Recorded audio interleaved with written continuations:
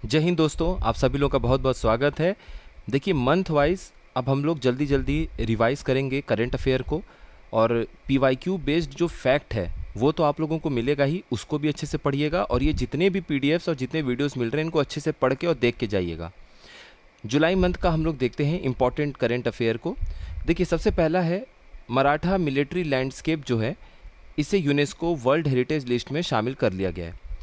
अब हुआ क्या है कि मराठा साम्राज्य के समय में जितने भी इम्पोर्टेंट जो भी फोर्ट्स थे, किले थे, उन सभी को शामिल किया गया है यूनेस्को की विश्व धरोहर सूची में। इसमें कई सारे किले हैं, लेकिन एक महत्वपूर्ण चीज़ आपको ये ध्यान रखना है कि इनका जो एक जिंजी किला है वो तमिलनाडु में है। देखिए, बाकी किला जितने भी हैं वो तो महाराष्ट्र में है, एक जिंजी फोर्ट, जिंजी किला तमिलनाडु में है, तो आपको ये ध्यान रखना है। ये डिसीज़न कहाँ लिया गया? तो 47वां सेशन हुआ था, 17 हुआ था वर्ल्ड हेरिटेज कमेटी का, विश्व धरोहर समिति का। आपको पता है कि ये यूनेस्को के ही अंतर्गत ये समिति काम करती है। अब यूनेस्को का जो हेडक्वार्टर है वो है पेरिस, फ्रांस की राजधानी। अब इस तरीके से ये जो मराठा मिलिट्री लैंडस्केप है, मराठा सैन्य परिदृश्य जिसमें सारे किला शामिल थे, ये भारत के 44वें world UNESCO world heritage site में शामिल हो गया है। इसके पहले 43 भारत में वर्ल्ड हेरिटेज साइट्स थे, अब ये 44वां यूनेस्को विश्व धरोहर स्थल में शामिल हो गया है। अगर हम बात करें कि टोटल जितने भी देश हैं दुनिया में, उनके पास टोटल जितना भी वर्ल्ड हेरिटेज साइट है उसमें भारत का क्या रैंक आता है, क्योंकि भारत में भी 44 वर्ल्ड हेरिटेज साइट्स हो गए हैं, तो पूरी दुनिया में भारत 6th रैंक पर आता है। और एशिया पैसिफिक जो क्षेत्र है, एशियाई प्रशांत क्षेत्र, उसमें भारत दूसरे स्थान पर आता है। किन चीज़ में आता है ये रैंक, कौन सी है?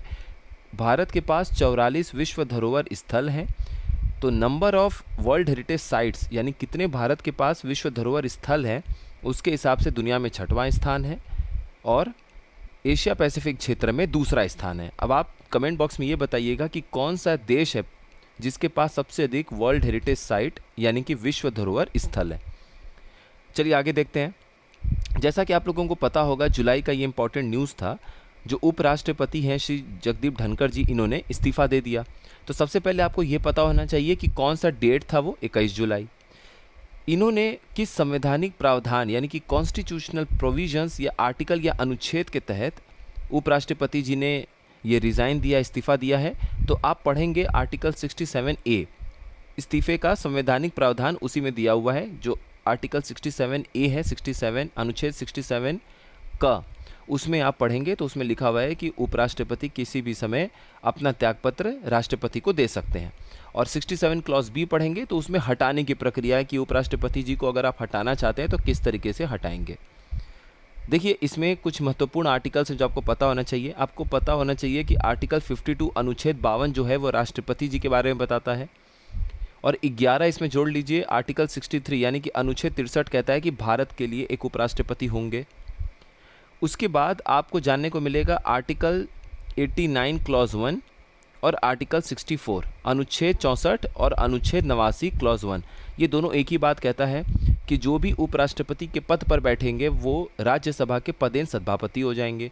यानी जो भी उपराष्ट्रपति बनेगा वो अपने आप राज्यसभा का चेयरमैन बन जाएगा, अध्यक्ष बन जाएगा। तो इसका मतलब है कि president, vice president will be the ex officio chairman of the council of states और राज्यसभा। ये हमें कहाँ से जानने को मिलता है? आर्टिकल 64 यानी कि अनुच्छेद 64 और अनुच्छेद 89 क्लॉज 1 से।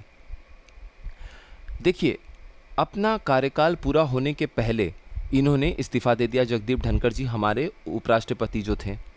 तो ऐसा करने वाले ये तीसरे वाइस प्रेसिडेंट यानी कि उपराष्ट्रपति हैं। इनसे पहले अपना कार्यकाल पूरा होने से पहले जो जितने उपराष्ट्रपति थे जिन्होंने इस्तीफ़ा दिया था, उसमें 2 लोग हैं। पहला नाम शामिल है वीवी गिरी जी का, जिन्होंने 1969 में इस्तीफ़ा दिया था, और उसके बाद आर वेंकटरमन जी का दूसरे उपराष्ट्रपति बने थे, जिन्होंने अपना कार्यकाल पूरा होने के पहले ही 1987 में त्याग दे दिया, इस्तीफ़ा दे दिया। तीसरा साइंस डे का ये बहुत इंपॉर्टेंट न्यूज़ है। निस्सार सैटेलाइट के बारे में आप लोगों ने सुना होगा।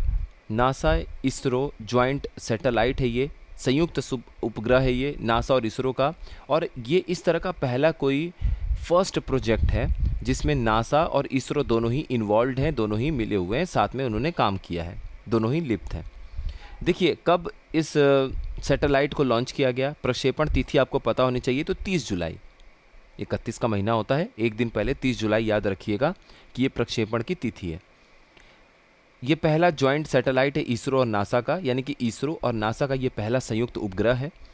अगर हम लोग बात करें कि इसमें कौन सा लॉन्च व्हीकल इस्तेमाल किया गया था इस सैटेलाइट को छोड़ने के लिए, तो प्रक्षेपण यान जो था वो था GSLV F-16। आपसे ये पूछा जा सकता है GSLV का नाम याद रखिएगा, GSLV F-16 नाम है इसका। सन सिंक्रोनस पोलर ऑर्बिट जो कि 747 किलोमीटर, लगभग 750 किलोमीटर की ऊंचाई पर है, वहाँ पर इसे छोड़ा गया।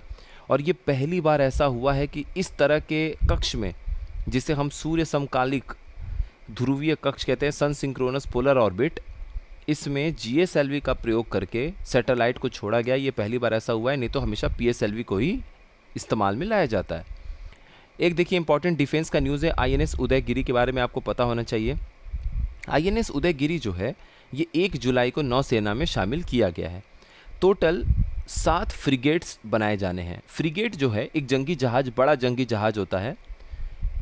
कई बार पिछले वीडियोस में भी हम लोगों ने इसका अंतर देखा कि फ्रिगेट क्या होता है और बाकी छोटे जहाज़ कौन कौन से क्या होते हैं। देखिए एक इनका प्रोजेक्ट है, प्रोजेक्ट 17A।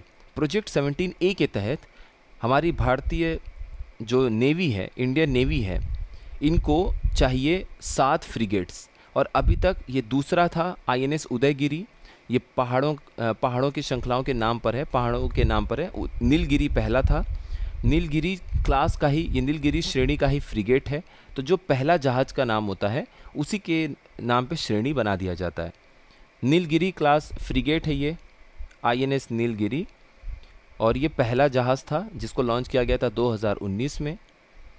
और दूसरा जो है वो अब लॉन्च हुआ है INS उदयगिरी के रूप में, इसे नौसेना में शामिल कर लिया गया है। इसके बाद 5 और आपको इस तरीके के जहाज़ देखने को मिलेंगे।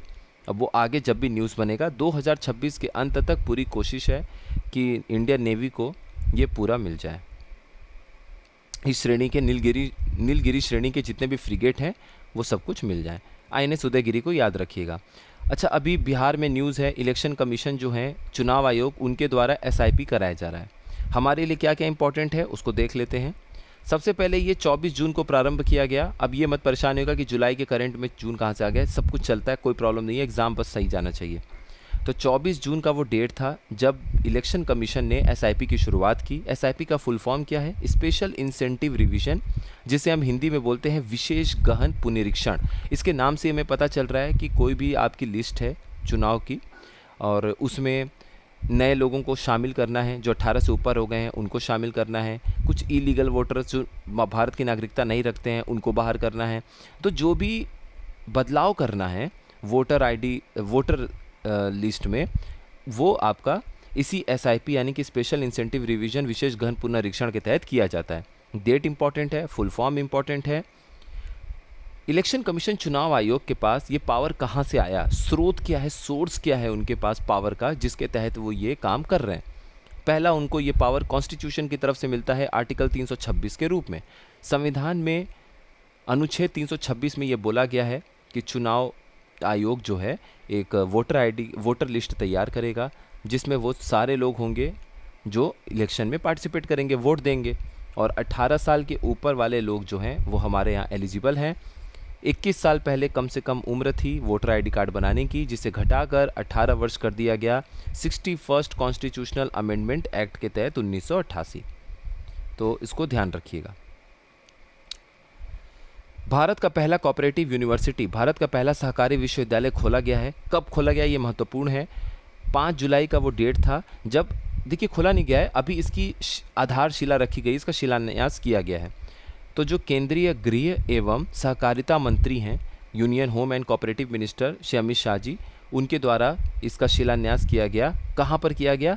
आणंद में किया गया। आणंद वही है अमूल, जो अमूल का जो आप लोग पढ़ते हैं आनंद मिल्क यूनियन लिमिटेड, उसी का फुल शॉर्ट फॉर्म है अमूल। तो उसी में वहाँ पर एक institute of rural management Anand था। Institute of rural management Anand जो संस्था थी, एक त्रिभुवन सहकारी यूनिवर्सिटी बिल 2025 को लाया गया, संसद से बिल पेश किया गया, पारित किया गया। और संसद से जैसे ही बिल को पारित किया गया है, उसके बाद ये जो institute of rural management Anand का आप नाम देख रहे हैं, इसको अब यूनिवर्सिटी में, विश्वविद्यालय में तब्दील कर दिया गया और अब इसका नाम है त्रिभुवन कोऑपरेटिव यूनिवर्सिटी। ये जो त्रिभुवन सहकारी विश्वविद्यालय है, ये अमूल के संस्थापक त्रिभुवन दास पटेल जी के नाम पर इसका नामकरण किया गया है। तो अब आपको क्लियर हो गया सारा चीज़। अब हम लोग आगे देखते हैं।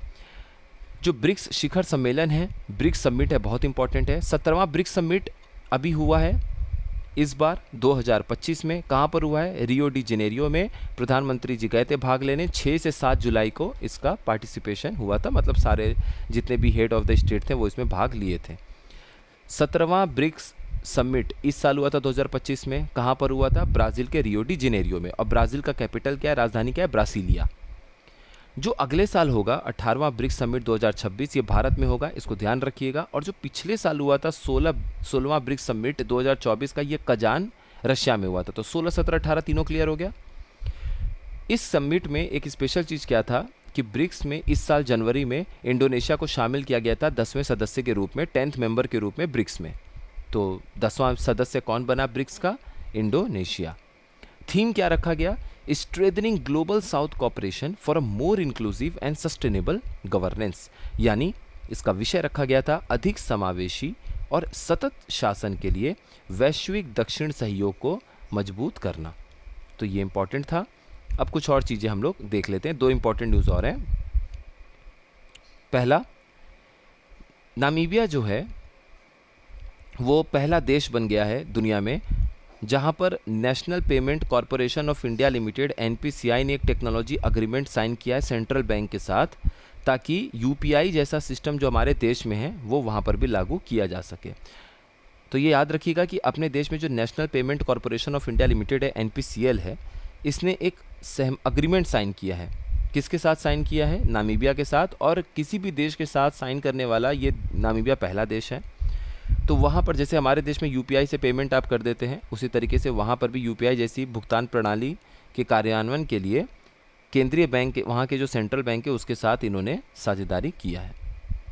भारत और यूके ने साइन किया है CETA। याद रखिएगा, भारत और यूके ने अभी हाल ही में जो comprehensive economic and trade agreement को साइन किया है, याद रखिएगा, जिसे हम व्यापक आर्थिक और व्यापक आर्थिक और व्यापार समझौता बोलते हैं। तो व्यापक स्तर पे आर्थिक समझौता एक साइन किया है भारत ने, किसके साथ? यूके के साथ। तो पहली बात तो आपसे ये फुल फॉर्म पूछ सकते हैं, वो खेल क्या करेंगे? सेटा की जगह सेपा लिख देंगे, कॉम्प्रिहेंसिव इकोनॉमिक पार्टनरशिप अग्रीमेंट।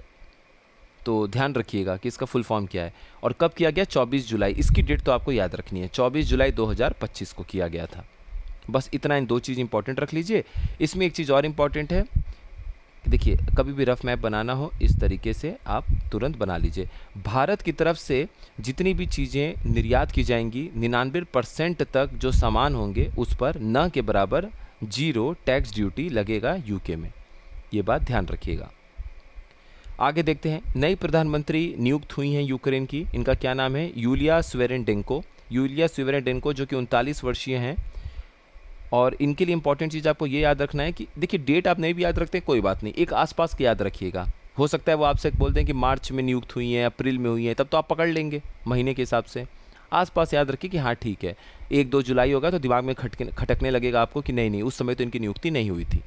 तो यूलिया स्वेरेनडेंको जी के बारे में एक खास बात आपको ये याद रखना है कि ये पहले अर्थव्यवस्था की मंत्री तो रह चुकी हैं, इकोनॉमिक मिनिस्टर तो रह चुकी हैं, लेकिन ये वहाँ की यूक्रेन की पहली डिप्टी प्राइम मिनिस्टर भी थी। तो she was the first deputy prime minister of Ukraine, और ये पहली उप प्रधानमंत्री थी यूक्रेन की।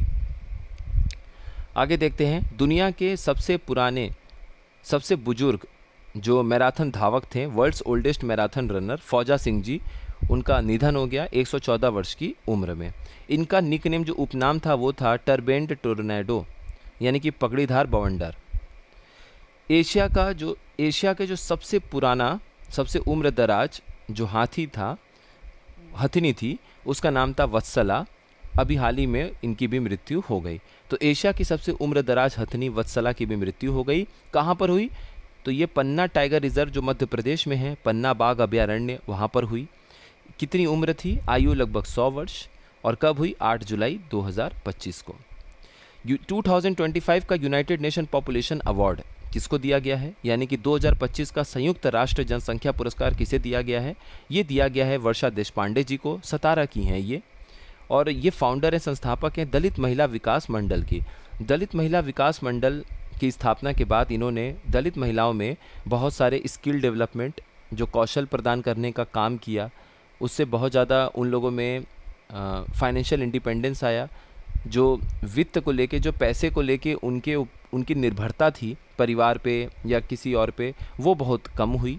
अब वो आत्मनिर्भर बनी, जिनको जिनको अच्छी कौशल मिली, मेहनत किया उन लोगों ने, और फाइनेंशियली इंडिपेंडेंट हो गई हैं। तो ये बहुत सराहनीय कार्य किया है वर्षा देशपांडे जी ने। दलित महिला विकास मंडल की संस्थापक हैं ये। तो इनका जो ये संगठन है, ये आपको नाम पता होना चाहिए। अब देखिए, जब आप GS1 GS2 में कभी एग्जाम्पल लिखेंगे तो ये सब नाम मेंशन करिए वहाँ पर, तो बहुत अच्छा इम्पैक्ट आता है। कि एक आपका GS1 में टॉपिक है role of women in women's organisation, महिलाओं का क्या रोल है, और जो भी महिलाओं के संगठन है उनके द्वारा जो भी कार्य किए गए हैं उनका जो रोल है, ये सब चीज़ पूछा जाता है। तो वहाँ पर आप ये दलित महिला विकास मंडल जो है, बहुत बढ़िया संस्थान है, इसका नाम आप लिख सकते हैं कि किस तरीके से वहाँ पे जो भी वुलनरेबल पॉपुलेशन है, वो जनसंख्या जो हाशिए पर है, जिनको बहुत ज़्यादा तरक्की की ज़रूरत है, मुख्य धारा से समाज की मुख्य धारा से, मेन स्ट्रीम सोसाइटी से जोड़ने की ज़रूरत है, तो ये सब कैसे उनके जीवन में परिवर्तन ला रहा है। तो इस तरीके से प्रीलिम्स और मेंस के आंसर राइटिंग में आप उदाहरण देके चीज़ों को जोड़ सकते हैं। तो प्रीलिम्स में जो आप फैक्ट पढ़ते हैं वो मेंस के लिए, प्रीलिम्स में जो भी आप चीज़ें पढ़ रहे हैं वो मेंस के लिए आंसर राइटिंग का फैक्ट बनता है, और वहाँ से इम्प्रेशन बहुत अच्छा जाता है और मार्क्स बढ़ने का चांस रहता है। तो यहाँ तक ये पार्ट 1 है जुलाई का। कुछ और इंपॉर्टेंट क्वेश्चंस कल हम लोग देख लेते हैं, और ज्योग्राफी का, इंडियन ज्योग्राफी का भी हम लोगों ने देखा हुआ है। पहले इसको कंप्लीट कर लेते हैं। इसको कंप्लीट करके इंडियन ज्योग्राफी का जो कुछ चीज़ें बची हुई हैं अभी, सॉइल और ये सब इंपॉर्टेंट PYQ का फैक्ट है, वो हम लोग एक बार में देख लेंगे। तो पहले ज्योग्राफी, इंडियन ज्योग्राफी, और फिर ये करंट, उसके बाद फिर करंट अफेयर्स, और ये दो वीडियो देने की कोशिश आप लोग करेंगे एक दिन में। PDF जो है वो आपको फ्री में मिल जाएगा GSN करंट वॉरियर के टेलीग्राम चैनल से, वहाँ से आप डाउनलोड कर लीजिएगा। मिलते हैं नेक्स्ट इन्फॉर्मेटिव वीडियो में। आप सभी लोगों का बहुत बहुत धन्यवाद।